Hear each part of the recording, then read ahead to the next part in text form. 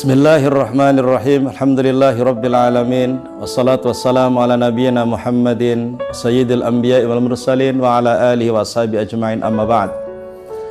Saudaraku sekalian, yang tahun ini diberikan oleh Allah kesempatan untuk menunaikan ibadah haji, yang tahun ini sedang berangkat menuju ke tanah suci menunaikan ibadah haji, satu pesan terindah yang ingin saya sampaikan adalah haji itu indah dan haji itu mudah. Tidak perlu ada kekhawatiran, tidak perlu ada ketakutan. Haji itu mudah dan gampang.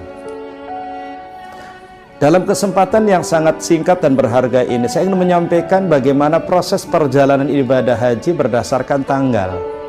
Apa yang kita lakukan? Sederhana. Bagi kita jamaah haji Indonesia berangkat dari tanah air menuju Arab Saudi, kita menggunakan haji tamattu rata-rata. Kita berangkat ke sana menunaikan ibadah umroh lebih dahulu. Dari mikot kita sudah pakai kain ihram, kemudian kita berniat labbaik Allahumma umratan.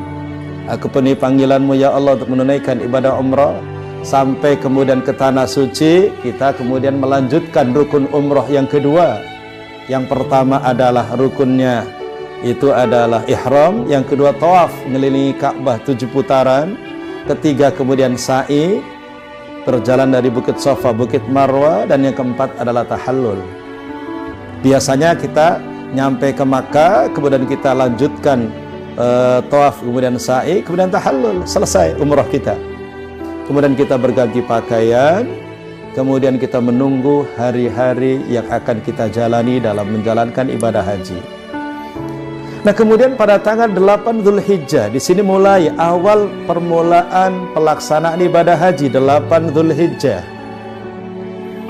Pagi hari, jam 8 pagi kita sudah dalam kondisi mandi bersih, mandi ihram. Sudah berganti pakaian dari dalam hotel pemondokan kita di tanggal 8 Dzulhijjah. Kemudian kita jam 9 pagi waktu duha, kita kumpul di musholla. Kita kumpul di satu tempat di lobi hotel, kita bareng-bareng berniat bersama-sama dipandu oleh pembimbing untuk berniat sama-sama berihram menunaikan ibadah haji. Dengan niat labbaik Allahumma hajjan. Aku penuhi panggilanmu ya Allah untuk menunaikan ibadah haji. Setelah kita kemudian berniat ihram untuk haji, saat itu larangan ihram itu berlaku. Tidak boleh pakai pakaian yang berjahit bagi laki-laki, tidak boleh pakai wangi-wangian bagi laki perempuan, tidak boleh mencukur rambut, memotong kuku. Larangan-larangan ihram berlaku. Tidak boleh kemudian menutup kepala bagi laki-laki, tidak boleh kemudian memakai niqab, cadar bagi perempuan, memakai sarung tangan bagi perempuan. Larangan ihram berlaku. Di tanggal 8 itu, apa yang kita lakukan? Jamaah haji, apa yang dilakukan oleh jamaah haji tanggal 8 itu? Tanggal 8, kita keluar dari pemondokan kita, dari hotel kita menuju Mina. Dan ini perjalanan haji pertama. Yang akan kita lakukan adalah melakukan proses amaliyah tarwiyah, program tarwiyah tanggal 8 Dzulhijjah. Di sana kita sampai ke tenda Mina sebelum zuhur. Apa yang kita lakukan di Mina di hari tarwiyah tanggal 8 Dzulhijjah itu? Kita disunnahkan untuk salat zuhur dikosor tapi tidak dijamak, 2 rakaat tapi tidak dijamak, dilaksanakan pada waktunya. Kemudian kita di situ istirahat berzikir. Kemudian asar tiba, kita salat asar dikosor tidak dijamak. Kita kemudian juga istirahat berzikir. Kemudian maghrib kita laksanakan 3 rakaat, isya kita laksanakan 2 rakaat dan dikosor tidak dijamak. Yang kemudian mestinya tanggal 8 Dzulhijjah kita laksanakan sampai subuh di Mina. Setelah subuh di Mina, kemudian setelah salat subuh kita berangkat menuju ke Arafah. Ini tanggal 8, satu amalan yang dilaksanakan adalah tarwiyah. Sebagian jamaah melaksanakan tarwiyah, sebagian jamaah tidak mengambil program tarwiyah, karena program tarwiyah hukumnya adalah sunnah. Kemudian tanggal 9 Dzulhijjah seluruh jamaah haji berangkat ke satu tempat namanya Arafah. Di padang Arafah di sana ada tenda-tenda yang terpasang tidak permanen, ada pohon-pohon kecil yang tumbuh di sekitarnya. Di sana kita akan melaksanakan satu rukun haji yang paling fundamental, di mana Rasul mengatakan al-hajju Arafah, haji itu wukuf di Arafah. Nah, di situ nanti di Arafah apa yang kita lakukan? Yang kita lakukan adalah melaksanakan satu rukun haji namanya wukuf. Wukuf itu dimulai dari datangnya waktu zuhur, tergelincirnya matahari sampai terbenamnya matahari. Jadi kalau kita datang pagi hari kita bebas, belum mulai wukuf, boleh silahkan, mau tidur, mau selfie, mau foto silahkan. Tapi ketika zuhur tiba, saat itu kemudian kita disunahkan, bukan disunah, kita dianjurkan, diperintahkan untuk melaksanakan sholat zuhur dan asar di jamak takdim. Kemudian kita lanjutkan dengan khutbah Arafah. Setelah kemudian kita sholat zuhur, asar, jamak takdim dan khutbah Arafah, saat itu kita sudah mulai prosesi wukuf berjalan sampai terbenamnya matahari. Apa yang kita lakukan di hari-hari, di waktu-waktu yang berharga itu?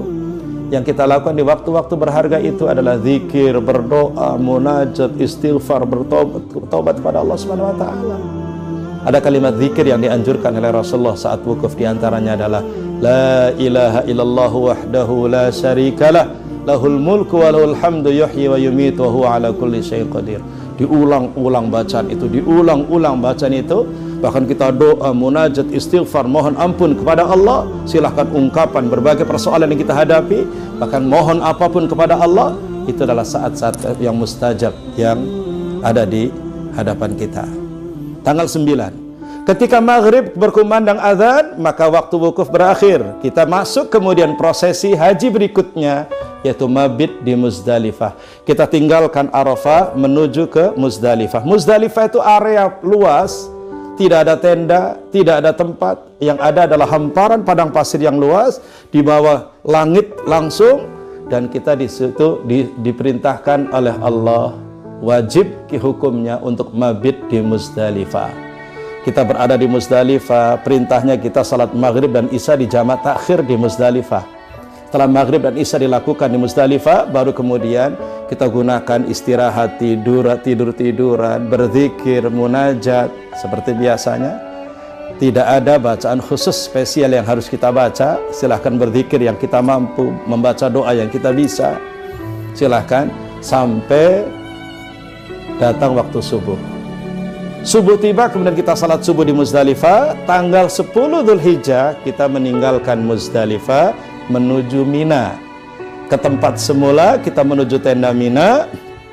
Di tanggal 10 Dzulhijjah apa yang kita lakukan? Yang kita lakukan adalah sampai di Mina kita melempar jumroh Aqabah.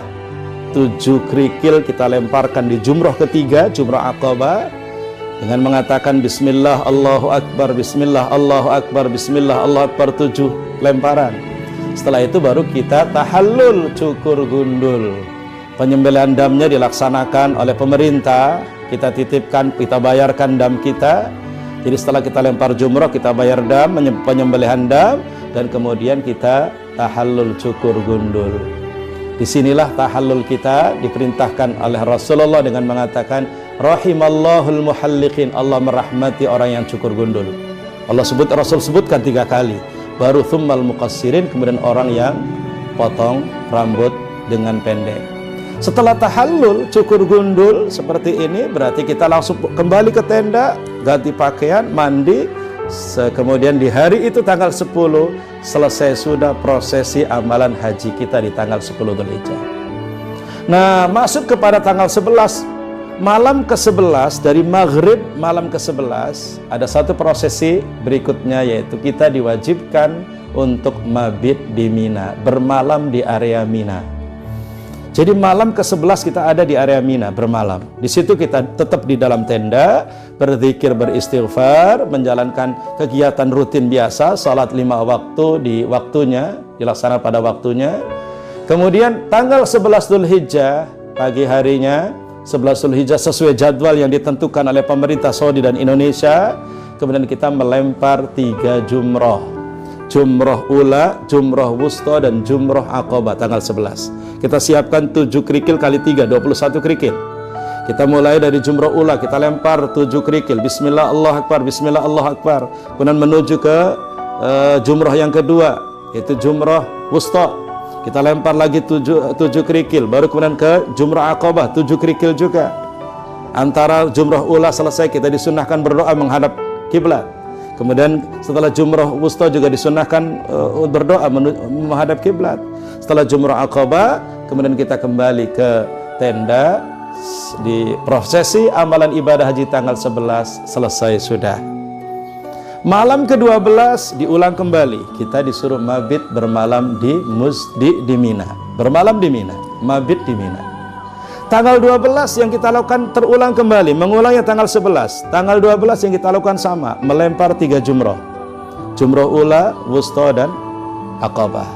Kemudian setelah kita melempar 3 jumrah di tanggal 12, ada 2 pilihan. Silahkan, mau mengambil nafar awal, berarti kita boleh meninggalkan Mina. Setelah itu kita kembali ke hotel pemondokan kita. Itu nafar awal.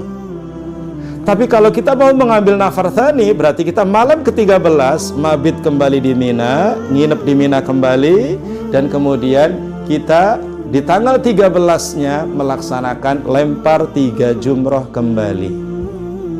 Setelah itu baru, setelah lempar 3 jumroh, kita kembali ke pondokan, dan ini namanya nafar tsani. Setelah itu selesailah sudah prosesi amalan haji kita. Tinggal 1 rukun haji yang belum terlaksana, yaitu tawaf ifadah. Tawaf ifadah adalah rukun. Kalau kita belum tawaf, maka belum sah haji kita. Dan tawaf ifadah ini waktunya bebas, memanjang kapan saja. Boleh dilaksanakan tanggal 14, boleh dilaksanakan tanggal 15, boleh dilaksanakan tanggal 16, boleh kapan saja. Masalahnya adalah ketika kita belum tawaf ifadah, berarti kita masih ada larangan ihram yang melekat di badan kita. Tidak boleh bersetubuh berkumpul dengan istri dan suami kita. Maka biasanya kita tanggal 14 selesai kita di apartemen, selesai kita di prosesi haji, kita kemudian ke Makkah. Tanggal 14 kita tawaf ifadah. Selesai tawaf ifadah plus sa'i, karena ini tawaf ifadah adalah tawaf haji dan sa'i haji. Setelah itu selesai sudah seluruh amalan haji kita. Dan setelah itu amalan haji sudah selesai, berarti tinggal hari-hari kita berada di Makkah untuk menjalankan ibadah salat 5 waktu di Masjidil Haram. Jadi haji itu kalau kita rangkum tanggal 8, tanggal 8, 9, 10, 11, 12, 5 hari haji. Kalau nafar tsani tanggal 13, berarti 6 hari. 8 ke Mina, Tarwiyah, 9 ke Arafah, malam ke 10 ke Muzdalifah, 10 kemudian ke Mina, lempar 3 jumrah, malam ke 11 di Mina, 11 lempar 3 jumrah. Tanggal 10 lempar Jumrah Aqabah, malam 11 kemudian di Mina mabit, 11-nya lempar 3 jumrah, malam 12 kemudian mabit di Mina, kemudian 12-nya kemudian lempar 3 jumrah, boleh pulang nafar awal. Dan pilihan ini tidak mengurangi pahala kita, pahala haji kita. Karena Allah mengatakan dalam Al-Quran, "Faman ta'ajjala fi yawmaini fala itsma alaih." Barang siapa yang bersegera untuk mengambil nafar awal 2 hari saja, hari tasyriknya, maka tidak ada dosa baginya. Wa man ta'akhkhara, kalau kemudian menunda sampai tanggal 13, fala itsma alaih, tidak ada dosa baginya. Pilihan boleh diambil nafar awal maupun nafar tsani. Dengan demikian, maka saya sampaikan sekali lagi, haji itu mudah dan haji itu nyaman. Maka oleh karena itu saudaraku, para jamaah haji yang dimuliakan oleh Allah, tolong bikin suasana hati yang nyaman, nikmati perjalanan haji dengan baik, dan jalankan pelaksanaan haji dengan sempurna. Insya Allah, Allah berikan kepada kita haji yang mabrur. Allahumma ja'al hajjana hajjan mabrura, wa sa'yana sa'yan mashkura, wa dhambana dhamman maghfura, wa tijaratana tijaratan lan tabur. Demikian, kurang lebih minta maaf. Assalamualaikum warahmatullahi wabarakatuh.